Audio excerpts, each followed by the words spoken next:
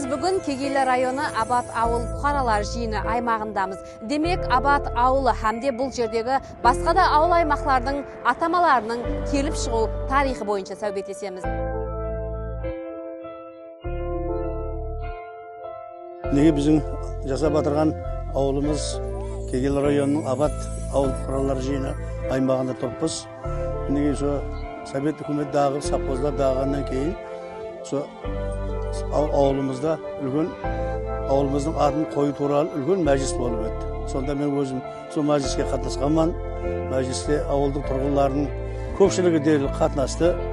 Сонда сол ауылдың атамасын қою туралы үлген ақсақалдар, жас үлкендер қатынасып, әрқилы тартысулар болды. Енді жасыратынымыз жоқ, әрқилы гәплер болды, пікірлер болды. Сонда сол уақытлары ауыл советінің басында Тұранбайға Қаниязов еді. Сол жас үлкендерге қарата, халыққа қарата, сол ауылымыздың атын бір жағы Абат жарымыздан су ішеміз. Абат жарымыздан судың арқасында халқымыз абадаллады, диқаншылық егеді. Соның үшін әмеміз халқымыз абат болсын, еліміз абат болсын деп, сол ауылымыздың атын Абат деп қояйық деп ұсыныс қылып еді. Халық бір ауыздан мақұлдады. Соның есабынан сол Абат ауылы болып, халық бірге қолдап қуатлап Абат ауылы бірге отырмыз. Неге ауылымызда мыңнан қожалық, мыңнан зият қожалық бар, 6 мыңнан зият халқымыз бар. Әзір міне Құдайға шүкір жақсы үкіметіміздің, президентіміздің үлкен жәрдемінің арқасында ауылымыздың барлық көшелері асфальтланды. Асфальтланбаған жерге пішпестер төгілді.